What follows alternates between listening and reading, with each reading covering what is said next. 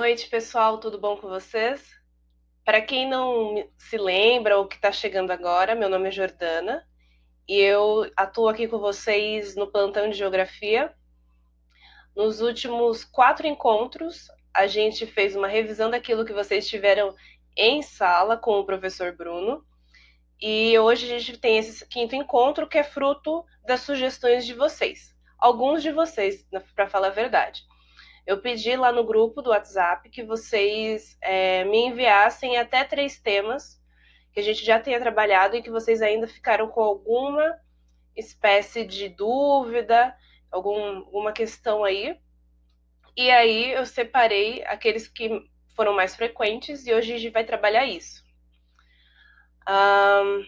Eu espero que vocês estejam bem, né? Hoje, sexta-feira da Paixão, é um feriado atípico por conta dessa situação de estarmos em isolamento horizontal, mas eu espero que vocês estejam bem, a família de vocês esteja bem, todos devidamente protegidas e protegidos. E vamos começar então, certo? Tá todo mundo aí? Vamos dar um tempinho. À medida que vocês forem entrando, eu peço que vocês deixem o nome de vocês e a turma, tá? Porque é uma forma que a gente encontrou de ver como é que estão, como que está sendo a aderência, quantas pessoas têm participado. Isso não vai conferir nota nem nada, mas é só para a gente poder fazer um controle, avaliar, fazer umas estatísticas aí. Eu estive em contato com alguns de vocês, acho que na semana retrasada, para perguntar algumas coisas sobre como que vocês estavam lidando com os plantões. Ontem vocês assistiram a uma live que o Igor fez falando sobre como é que vai continuar o projeto Raízes enquanto as aulas estiverem suspensas, aulas presenciais, tanto na escola de vocês quanto lá na ETEC, em que acontece os encontros do Raízes, né? Então, é muito importante que vocês não só frequentem e participem dos plantões, como também que vocês assistam às aulas que vão se iniciar amanhã, as aulas virtuais com os professores das matérias que davam para vocês presencialmente, certo? Então é isso, vamos lá aos temas selecionados por vocês, com alguns exercícios no final dessa live, tá bom? Então é isso, agora eu vou fechar aqui a janelinha e vou continuar na narração, beleza? E tô aí no chat para qualquer dúvida, vocês podem perguntar. Bom, no plantão de hoje, a gente vai trabalhar 3 temas, que nem eu disse. O primeiro de todos que foi apresentado foi a questão da leitura de mapas. E isso é uma questão que às vezes parece simples, mas não é tão simples assim. Então, qual é o ponto que eu quis destacar para vocês? Toda vez que vocês estiverem com um mapa em mãos, é importante que vocês considerem esses itens que eu listei aí, porque eles acabam direcionando a maneira como vocês devem ler o mapa ou a carta cartográfica. Então, tem o título. No título, obviamente, vai ter o nome da tipologia do mapa. Então, se é mapa topográfico, mapa político, mapa climatológico e o lugar em que de que esse mapa aponta, né? Então, mapa climatológico do Brasil, mapa topográfico de São Paulo. Então, aí você já tem uma direção. A legenda vai ser aquele quadro que eles colocam nas laterais, mas não é fixo essa posição, tá? Mas geralmente são apresentados os elementos iconográficos, né? Ou seja, as imagens, ou até a questão assim de alguns números, se for, por exemplo, um gráfico, né? Que vocês tiverem, mas enfim, se for tipo de pluviometria, entendeu? Seria um mapa de temperaturas e tal. As coordenadas geralmente são aqueles quadriculados que a gente já falou, eu acho que na primeira live, que são as linhas imaginárias que estão quadriculando o planisfério. E essas linhas são as linhas horizontais, em que a gente tem os paralelos, que representam a latitude, e as linhas verticais, que representam os meridianos, que também determinam a longitude. O cruzamento de meridianos e paralelos determina pontos, e esses pontos são quaisquer no gráfico, e aí você consegue georreferenciá-los, né? E é a partir dessas coordenadas geográficas que a gente consegue ter o funcionamento, né, de triangulação lá dos GPS. Fonte. A fonte é um dado importante quando você está considerando um mapa, porque você vê quem que foi o responsável por organizar aquelas informações, porque o mapa é uma leitura que você tem que fazer, é um texto, só que com uma representação diferenciada. Então, a fonte acaba trazendo confiabilidade, porque se for um instituto conhecido, se for alguma organização mais tradicional, a tendência é que aqueles dados tenham sido realmente bem pesquisados para poderem estar ali constando naquele mapa. O ano é relevante, principalmente assim, para você se situar, porque como a gente vem falando nos outros plantões, é que na Terra nada é estático, tudo sofre mutação. Assim, as representações ao longo do tempo acabam também passando por processos diversos, né? Se a gente pegar, por exemplo, um mapa sobre vegetação do Brasil, vocês vão ver que existe uma diferença muito grande entre um mapa de 1910 e um mapa de 2010. Então, existe um processo de dinâmica ao longo do tempo que acaba ficando bem explicitado quando vocês consideram intervalos de tempos diferentes. Então, quando vocês vão analisar gráficos, mapas, é importante que vocês considerem olhar o mapa para vocês entenderem e suporem também o que acontecia naquele tempo. O norte é uma referência que é tradicional na cartografia, porque a gente tende a sempre colocar o norte para poder entender em relação ao norte geográfico, né? Em que a posição que está. E uma coisa interessante vocês terem em vista é que quando vocês vão ler o mapa, o correto é que o norte fique apontado para cima. Então, às vezes, ele pode estar em ângulo, pode não estar 90 graus, aí vocês giram o mapa para deixar o norte para cima. Aí vocês vão ter a visão correta de como avaliar esse espaço que está ali representado. E a escala, que é essa relação matemática, né?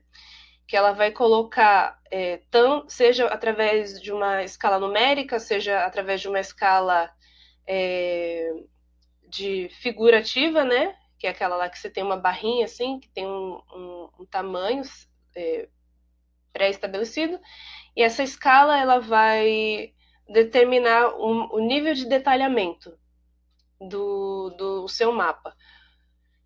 E aí aqui, ó, coloquei aqui o exemplo para vocês, tá vendo? Ó, legenda, habitantes por quilômetros quadrados, aí você tem a gradação de cores, então quanto maior quanto mais escuro for, mais habitantes você tem por quilômetro quadrado. Você vê que a parte interior ao Brasil é uma região menos povoada, né? E aí você acaba tendo aqui as cores mais claras. Isso aqui eu só pus por exemplo, mas também para ilustrar a questão de que um aluno tinha pedido sobre densidade demográfica, que eu não vou entrar nesse mérito nesse plantão, porque a ideia era trazer temas que já foram trabalhados em sala com vocês, e aí a gente está fazendo essa retomada, tá? Algumas coisas que foram pedidas para mim, eu vou deixar para fazer depois que o Bruno tiver falado.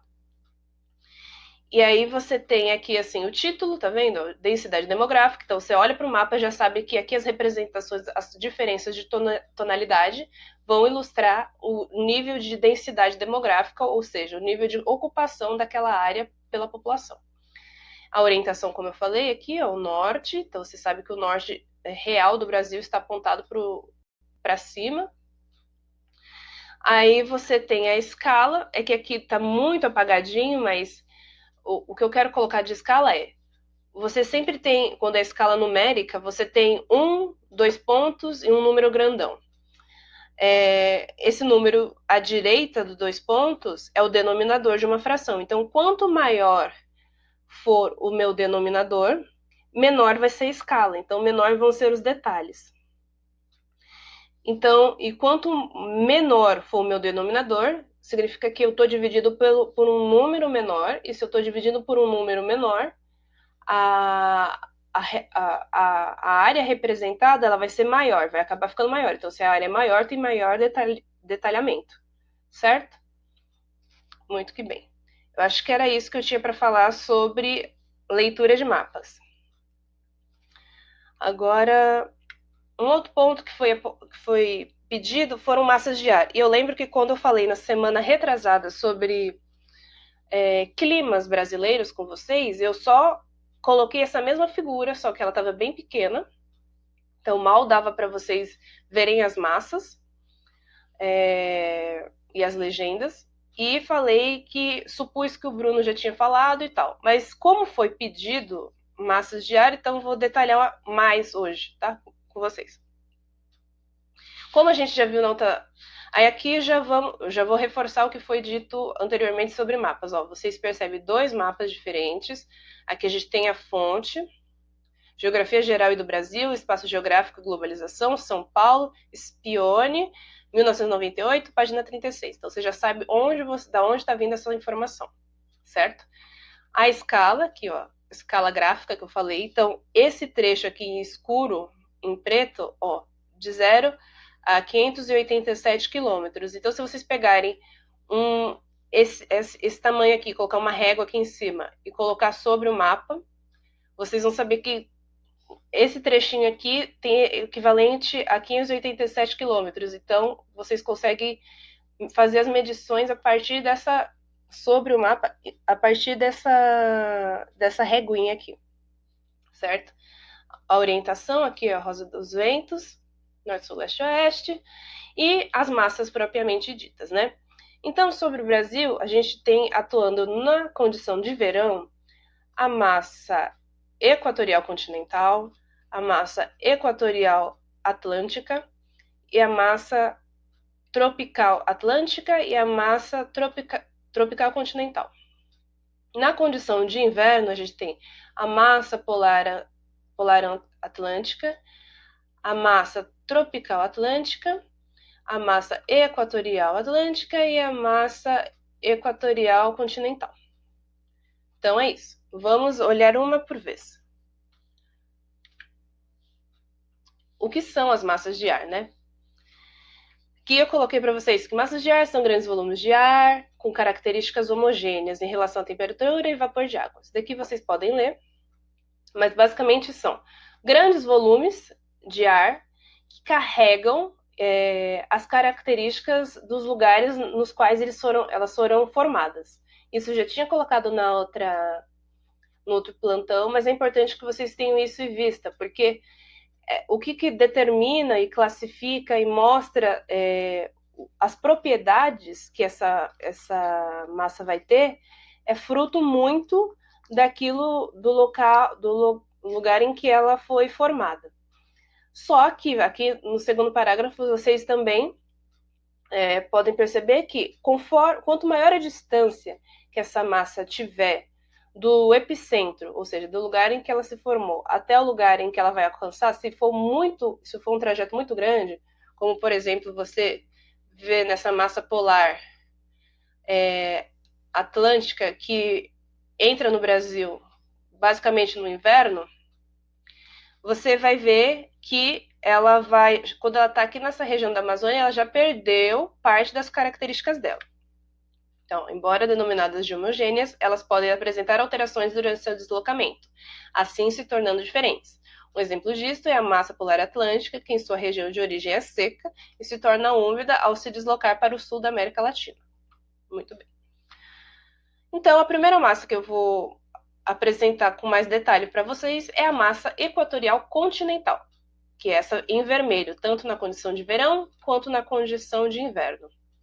qual que é a propriedade dela? Como eu já tinha dito, ela se forma ali na região que a gente conhece como Amazônia brasileira.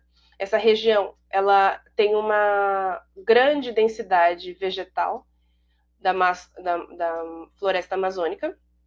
Então, por conta da evapotranspiração das árvores,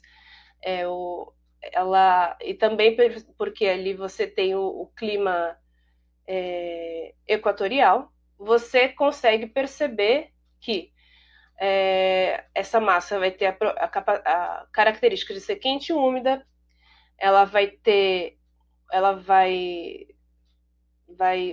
ser no verão, ela vai vir no sentido sudeste do Brasil, e no momento do inverno ela vai ficar retesada ali na região da Amazônia. Então, o que mais caracteriza nessa massa é a questão da umidade relativa dela. Então, tanto que para as pessoas na região do Amazonas, basicamente existem só duas estações do ano, que é quente com chuva e quente sem chuva. Entendeu? E é isso. Próxima massa é a massa equatorial atlântica, que no nosso mapinha está representada por essa cor laranja. Tá vendo? Na condição de verão, ela avança até o litoral nordeste, e na condição de inverno ela fica mais centrada aqui na região norte. Ela, por se formar sobre a região do mar, do oceano, ela tem a característica de ser úmida. No inverno ela vai retornar ao hemisfério, ela vai acabar, tipo, se concentrando mais na região norte, sentido hemisfério norte mesmo. E no inverno, na condição de verão, você vê essa extensão trazendo umidade para o litoral. Então, acaba tendo aquelas chuvas frontais, porque ela acaba sendo entrando em choque com a massa de ar frio. Massa tropical atlântica. Ela se forma ali em cima do oceano também, massa tropical atlântica, que é essa verde clara, ó, aqui no verão, inverno. Ela tem essa formação na região do Trópico de Capricórnio, que é a linha aqui tracejada, aqui, linha imaginária, ó, é o nosso paralelo, que corta o Brasil na região de São Paulo, Mato Grosso e Paraná. E aí ela vai ter essa questão de ter uma atuação mais localizada na faixa litorânea do Brasil, e ela contribui para a formação de chuvas orográficas, que são essas chuvas que acontecem quando a massa de ar se choca contra o relevo. E o relevo, nesse caso aí, são os planaltos, basicamente. E ela tem essa característica de ser bifásica. Então, a massa, ela é um volume de ar que ela se desloca, né, ao longo do relevo, sobre o relevo, sobre o continente e tal. E ela tem uma certa altura, né? E essa altura na massa tropical atlântica, ela é na parte inferior, ou seja, mais próxima à superfície terrestre. Ela é fria e úmida, e na parte superior ela é quente e seca. Isso daí também contribui para alguns efeitos que a gente vai ver na cidade decorrentes também da poluição, tá? Como ilhas de calor, essas coisas. Não nessa aula, em outro momento. Massa tropical continental é a massa representada aqui, ó, na condição de verão do Brasil, que é esse verde escuro, ó. Ela se forma ali na região do Chaco, que é essa região que pega é uma região de depressão, de relevo de depressão, na Argentina e Paraguai, e vem adentrando aqui o sul do Brasil. Essa massa de ar, ela tem a propriedade de ser quente e seca, e ela acaba fazendo com que haja uma precipitação bem pequena, né? E aqui nesse último parágrafo eu fiz questão de colocar para vocês, porque isso reitera a situação de que eu já falei, dos elementos formadores, alteradores de clima, aliás. Né? A massa, ela é formadora. E aí tem os elementos alteradores, né? E aí você, nesse parágrafo aqui, você enxerga isso claramente. Ó. Essa massa pode provocar, sobretudo no centro-oeste, essa região aqui grandona, conhecida pelo desenvolvimento da atividade agropecuária brasileira, sobretudo no centro-oeste, com a alternância das estações, períodos chuvosos e também secos, assim determinando o ritmo da vida no bioma do Pantanal. Durante a época das chuvas, de novembro a abril, as águas cobrem 2/3 da região, pois o fato de estar cercada de montanhas estão por aqui, aliada às baixas altitudes, que é a região de planície, né, dos Pampas, dificulta o escoamento das chuvas. A época da vazante começa em maio, deixando uma camada de humus. Vazante é quando tem esse recuo das águas, né? Cadê? A época da vazante começa em maio, deixando uma camada de humus sobre o solo, que de maneira geral são pobres, os solos são pobres nessa região, e tem um excesso de sal. É bem verdade que essas cheias estão diretamente vinculadas, ao mesmo tempo, ao avanço da massa equatorial continental. Certo? Muito que bem. E a última, porém não menos importante, representada aqui, é a massa polar atlântica, que se forma ali no Atlântico Sul, Oceano Atlântico. Então, ela tem a propriedade de ser úmida, mas também fria, porque se ela vem de uma região polar ali da Patagônia, ela acaba trazendo aquilo que é a realidade no lugar em que ela se formou, ou seja, o frio.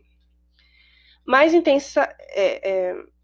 intensas no inverno, destaca-se sobre as continentes nessa estação, atingindo as baixas latitudes. Baixas latitudes por quê? A linha do Equador está aqui. Está distante do Equador, então a latitude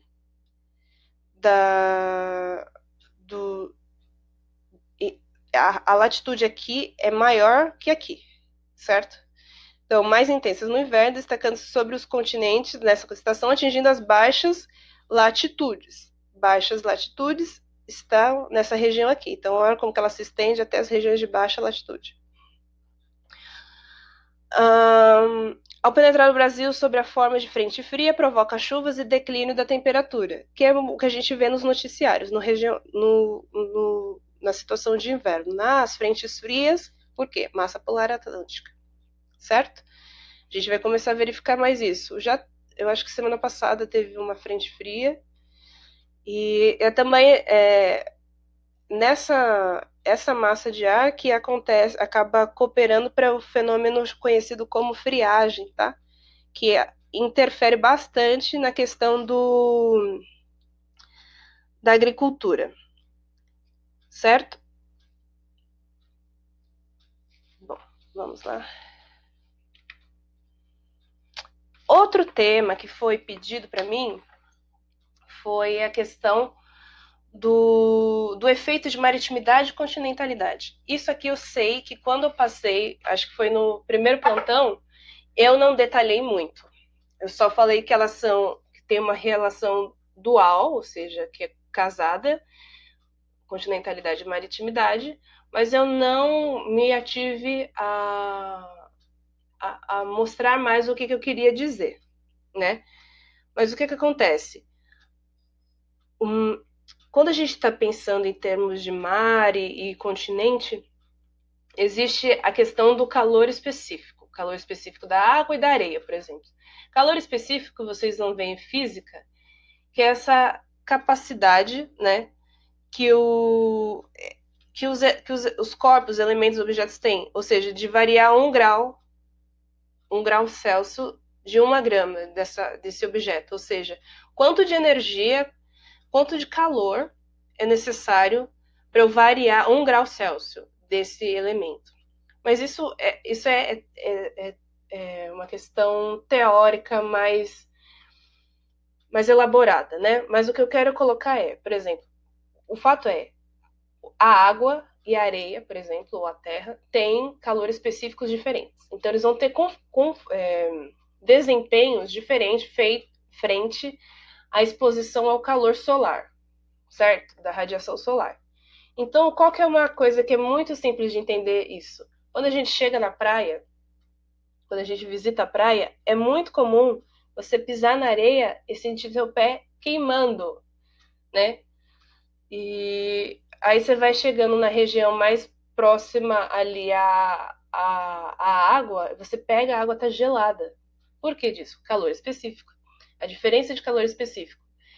Então, o que acontece? Quanto maior o calor específico, maior é o tempo que leva para aquecer essa, essa substância. No caso, o calor específico da água é maior que o calor específico da areia. Então, é preciso muito mais incidência solar ali sobre a água, sobre aquela massa de água, né, do mar, para que ela comece a ficar aquecida. Então, enquanto que na areia é rapidão, bate o sol, ela vai absorvendo esse calor e vai começando a ficar quente. E aí a gente pisa e queima o pé. Então ela esquenta rápido. Só que da mesma forma como ela esquenta rápido, ela perde calor rápido também, a areia. Enquanto que a água vai demorando. Você vai entrar no mar tranquilamente, sem que a água esteja super gelada, por volta ali, sei lá, se for num dia de verão, vai, por volta da 1 da tarde, porque aí já teve toda aquela incidência solar do período da manhã, né? Aquele solzão, e aí ali depois já teve o sol a pino, ou seja, 90 graus do meio-dia, 1 hora a água já deve estar numa temperatura legal, considerando ali o litoral de São Paulo, por exemplo, né? Então, o que acontece? Quando você tem essa diferença de temperatura, enquanto a areia está super quente e a água está em processo de aquecimento, o calor do continente, ele opostamente à friagem da água, vai gerando um fluxo de calor, assim, de transferência. Então acaba tendo um equilíbrio, né? E aí quando chega a noite, a água guardou o calor que ela estava recebendo do sol, o sol já se pôs, então a areia já está mais fria, já está gelada, e a água ainda mantém aquela temperatura. E isso é importante para a regulação térmica. Então você vê que a atmosfera nessa região de praia, tem aquela sensação de abafamento. Quando você vai, aquela brisa do mar, ela dá aquela sensação de bafo por conta disso, porque a água que está quente vai transferindo o calor para a região da orla, por exemplo. Então é isso, continentalidade e maritimidade. Então as regiões próximas ao mar vão sofrer maritimidade, que é essa questão de ter esse vapor de água mais presente na atmosfera. Então vai ser regiões que você vai ver um clima mais úmido. E à medida que você se afasta da região litorânea, você acaba tendo a questão da continentalidade. Então você acaba essas temperaturas mais altas rapidamente, né? Porque o solo aquece rapidamente, não tem água para fazer o equilíbrio térmico, cursos d'água, né? Como a grande porção de água do mar. E aí você acaba tendo essa questão de ter um ar mais seco. Então, geralmente, as regiões no interior dos continentes tendem a ser áreas em que o clima, em que o tempo e o clima também, o tempo climatológico e o clima são mais secos. À exceção de se você tiver a atuação de uma massa de ar úmida que possa fazer esse equilíbrio térmico que acontece quando você tem na região litorânea. Certinho? Compreenderam? Eu espero que sim. Agora a gente já vai de exercícios. Nessa aula ela é mais curta porque ela é basicamente essa questão de dúvidas e, eu quis trabalhar dentro dos temas que a gente já abordou, então agora a gente vai à sessão dos exercícios para reforçar esses pontos que eu levantei, certo? Então, primeiro exercício tá aí. Relacione os elementos do mapa às suas respectivas definições. Então, aqui são alguns pontos que eu coloquei para vocês lá no primeiro slide que constituem o mapa. Então, são eles: título, escala, legenda e orientação. Eu quero que vocês listem para mim qual deles é cada um, qual corresponde a cada um.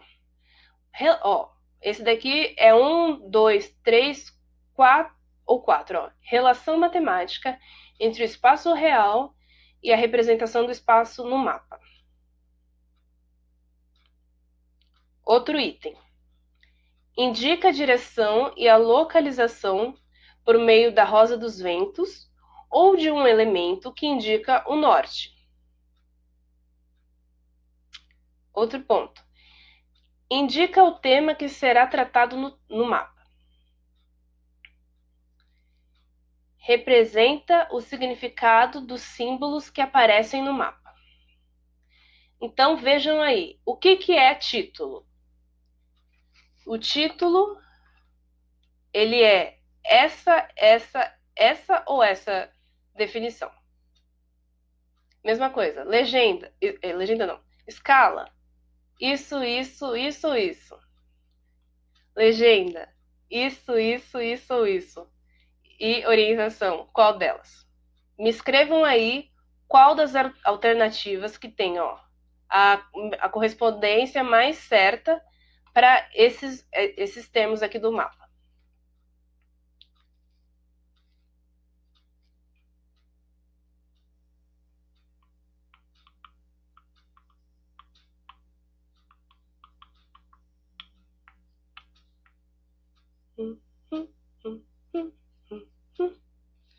Acertou quem disse que a sequência que corresponde à realidade é a sequência da alternativa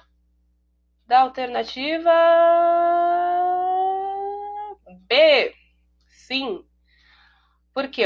Colocou que a primeira citação aqui corresponde ao número 2. Número 2 é escala. Então vamos ver. Escala é.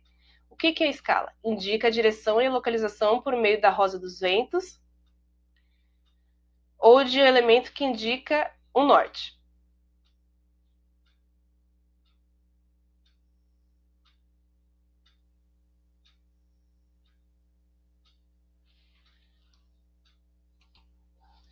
Ou seja, é a B. Por quê? O primeiro alvéolinho eles colocam como 2. O 2 é escala. Então vamos lá. Escala é a relação matemática entre o espaço real e a representação do espaço no mapa? Sim, essa é a escala. Aí ele coloca que o 4 é a segunda alternativa. 4 é orientação. Orientação indica a direção e a localização por meio da rosa dos ventos ou de um elemento que indica o norte. Isso é orientação. A terceira, eles colocam que é o título. Título é título indica o tema que será representado no mapa. Muito bom. E a última foi colocada a terceira, que é legenda, representa o significado dos símbolos que aparecem no mapa. Perfeito. Então a alternativa correta é a B. Muito bem. Seguindo. Opa. Ai, caramba, cadê?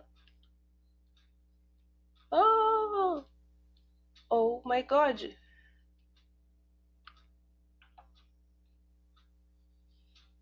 Cadê os outros exercícios?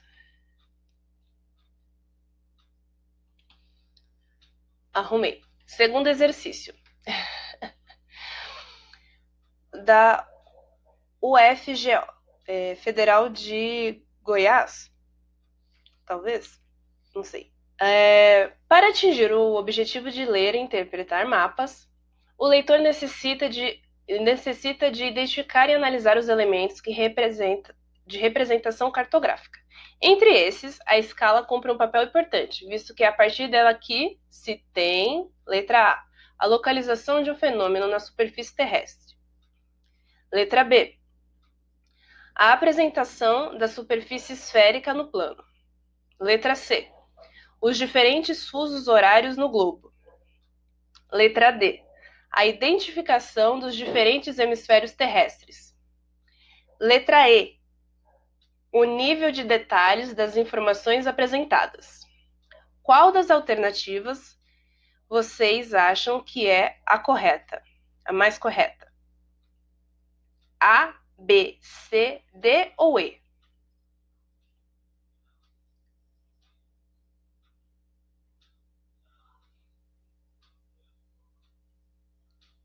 Acertou quem disse que a alternativa correta é a alternativa E, o nível de detalhes das informações apresentadas. Esse é o papel da escala. Muito bem. Próximo. Alternativa 3. UFES de 2001, adaptada. Qual a alternativa que não descreve os movimentos das massas de ar que atuam no território brasileiro? Vamos lá. Alternativa A. No inverno, a massa polar atlântica pode penetrar no território brasileiro até as imediações do norte do país, mas não provoca queda na temperatura, já que esta região está sob domínio da massa equatorial continental, que é quente e úmida. Letra B. A massa de ar equatorial tem sua função atenuada durante o inverno, devido ao avanço das massas polares. Letra C. A massa equatorial continental, a despeito de se orientar sobre o continente sul-americano, é quente e úmida. A despeito quer dizer assim, apesar de se orientar sobre o continente sul-americano, é quente e úmida. Alternativa D. Durante o inverno, a massa equatorial atlântica tem sua atuação restringida devido ao avanço da massa polar atlântica, que se desloca em função do avanço da massa polar atlântica. E letra E. No Brasil, predominam os climas quentes e úmidos, uma vez que este país possui 92% do seu território na zona intertropical do planeta, sob forte influência das massas de ar oceânicas. Leiam com atenção, pensem um pouquinho e me escrevam aqui no chat qual alternativa vocês acreditam que seja a mais correta. A, B, C, D ou E? Não tem problema errar, o importante é tentar, gente.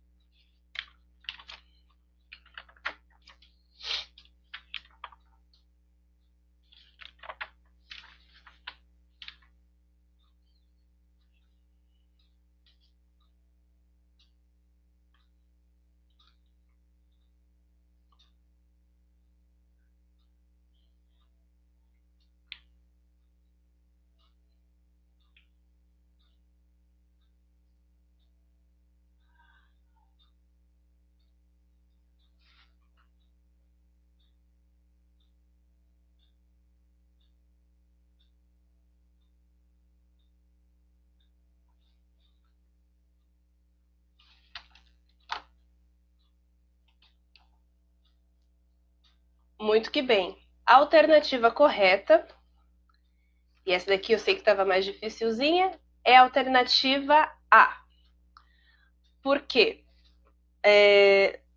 Aqui na alternativa eles falam: no inverno a massa polar atlântica pode penetrar o território brasileiro, até as imediações do norte do país, mas não provoca queda na temperatura, já que essa região está sob domínio da massa equatorial continental, que é quente e úmida. Então, apesar da região norte do país ali, ela ficar sob a influência da massa equatorial continental, é comum no inverno a massa polar atlântica avançar sobre o interior do país, como a gente viu lá nos mapinhas. Ela avança saindo ali do sul e pega uma setona, uma das setas azuis e até lá em cima, sim. E aí isso acaba provocando uma redução da temperatura em todas as regiões pelas quais ela passa. E aí, quando esse fenômeno acontece na região norte, ele recebe o nome de friagem. Lembra que eu mencionei? Então é isso. Alternativa correta e alternativa A.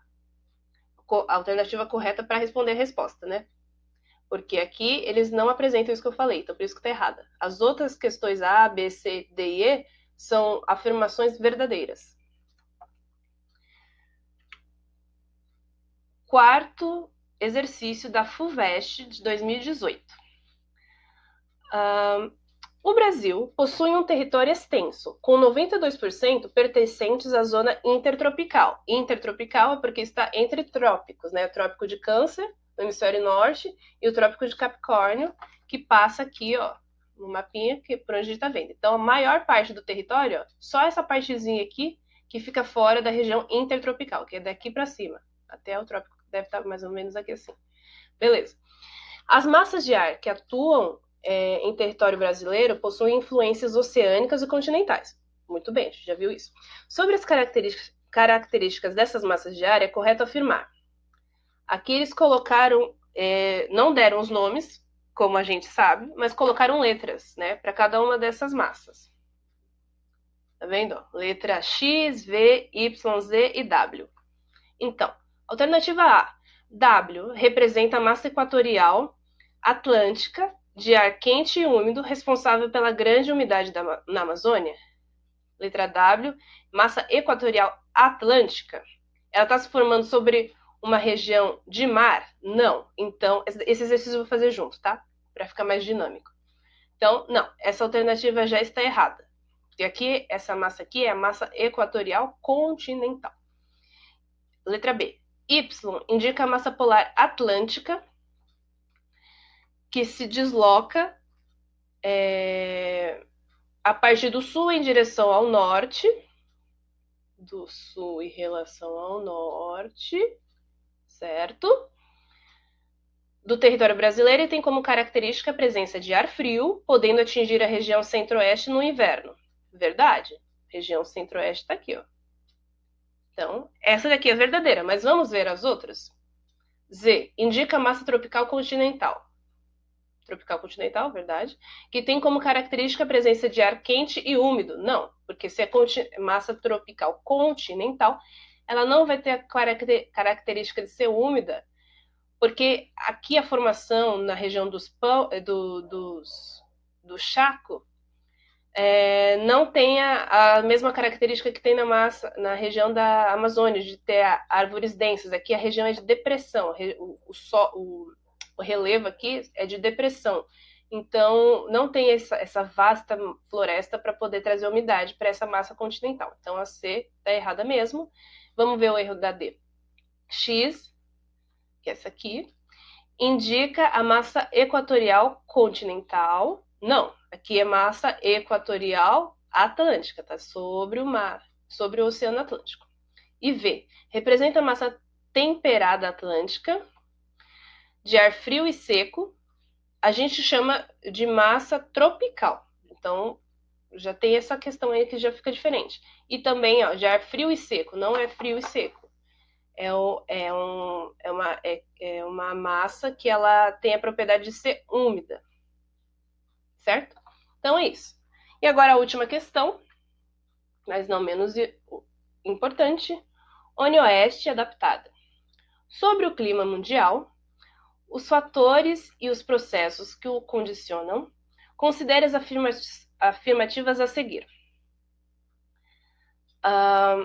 1. A latitude influencia na distribuição espacial das temperaturas. Desta forma, quanto maior for a latitude, ou seja, a latitude é vai ser a distância que a gente tem em relação ao Equador. Então, quanto maior foi a distância em relação ao Equador, menores serão as temperaturas. Guarda essa informação. Alternativa 2. A pressão atmosférica varia em função da altitude e da temperatura. Eu já falei com vocês sobre isso. Assim, quanto maior for a altitude, menor será a pressão atmosférica. E quanto mais alta a temperatura, menor será a pressão. Ok? 3. O planeta Terra é aquecido uniformemente tanto ao longo da sua superfície quanto ao longo do tempo, anos. Isto condiciona a circulação atmosférica com a produção de centros de alta e baixa pressão que se alteram continuamente. A quarta questão. Dependendo das condições locais, a precipitação pode ocorrer na forma de chuva, granizo ou neve e está relacionada principalmente à umidade atmosférica.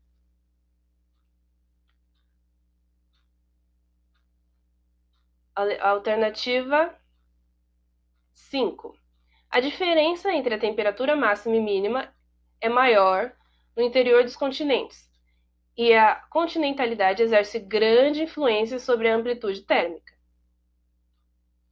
Aí ele pede: sobre as considerações acima, podemos dizer que estão incorretas a alternativa 1, 3 e 5? A latitude influencia na distribuição espacial das temperaturas?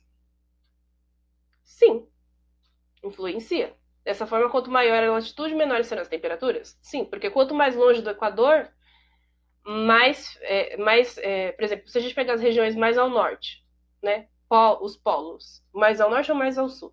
Os polos, polo norte, polo sul, você vai ver que são regiões de grande latitude e baixíssimas temperaturas. Então, a alternativa, esse ponto 1 tá certo. Então, essa alternativa A já está eliminada, porque ela aponta 1 como incorreta. Então, a gente já vai eliminar a A, que apresenta 1 como incorreta, sendo que a 1 é certa. A B também a gente já vai eliminar. E a C. Aí... Aí eu já respondi a questão, né? Porque a D fala, apenas a afirmativa 3 está incorreta. E depois aqui a gente tem, ó, todas as afirmativas estão incorretas. Se eu já disse que a 1 está correta e as outras todas apontam que a 1 está incorreta, a única que não apresenta a 1 como incorreta é a D. Então essa é a nossa resposta, mas vamos ver qual que é o erro. Ela coloca aqui, apenas a afirmativa 3 está incorreta. O planeta Terra é aquecido uniformemente. Ele não é uniforme, porque lembra, senão não ia ter essa questão da variação com relação à latitude. A região próxima ao Equador, a gente tem a incidência do Sol perpendicularmente. Então ele cai de chanfro, cai com tudo ali o Sol. Então ali, essa região, essa faixa de terra ou de mar próxima ao oceano, né? Próxima à linha do Equador, são as regiões mais quentes do planeta. Certo? Então aqui eles colocam, o planeta Terra é aquecido uniformemente. Não é, porque já tem essa diferença só pela latitude. Aí ele continua dizendo, tanto ao longo da sua superfície quanto ao longo do tempo. E não é assim, entendeu? Isso condiciona a circulação atmosférica com a produção de centros de alta e baixa pressão. Então, se fosse igual, se fosse uniforme, não ia ter a formação de alta e baixa pressão. Porque esse negócio de alta e baixa pressão é região em que você tem o ar quente sobe, aí ele vai na região do Equador, a temperatura é mais quente, então o ar fica menos denso, sobe. E as regiões paralelas, para cima e para baixo do Equador, vão receber esse ar quente descendo, porque ele se resfria conforme ele atinge altas temperaturas e desce. Então, nessas regiões em que ele desce, ele vai ter alta pressão, porque é uma alta quantidade de ar, né, pressionando a Terra ali. Então, próximo ao Equador, a gente tem a região de baixa pressão e nas áreas paralelas ao Equador, a gente tem regiões de alta pressão. Certo? Então, essa alternativa aqui, você sabendo analisar essa questão, a primeira questão você já sabia a primeira afirmação, você já tinha a definição do qual que é a alternativa, e aqui a alternativa correta é a D. Ok, galerinha? Então é isso. Hoje a nossa aula foi mais curta, um pouco mais curta. Eu espero que vocês tenham gostado, espero que eu tenha sanado as dúvidas daí do pessoal que me pediu esses temas. Eu espero que vocês continuem participando, interagindo. Meu celular tá lá no. Vocês conseguem lá pelo WhatsApp do grupo. Tem o grupo das salas, interajam lá para vocês se articularem, trazerem propostas para a gente melhorar a nossa comunicação com vocês. Eu espero que esse tempo de dificuldade, de novidade, na verdade, né, que o corona está fazendo com que todos nós tenhamos que ter uma rotina diferente do que a gente tinha, possa cooperar para que vocês consigam desenvolver novas aptidões, não só dentro do âmbito acadêmico, mas também em termos pessoais, que vocês possam amadurecer, crescer bastante nesse sentido, para conhecer a vocês mesmos melhor. E agora, para finalizar, a nossa mensagenzinha, para não perder o costume. Toda construção demanda planejamento, tempo, recursos e energia. Da mesma forma é a vida.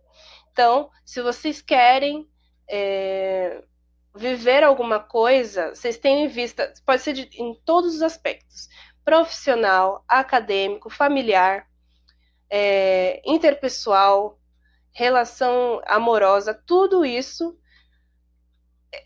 está dentro desse âmbito aqui. Tudo é construção, vocês vão precisar se planejar, se organizar para conseguir fazer as coisas saírem do plano das ideias e entrar no papel. Então, não se cobrem uma perfeição, não se cobrem algo que um funcionamento perfeito em tudo, mas que se proponham a colocar o melhor de vocês naquilo que vocês forem fazer, tá bom?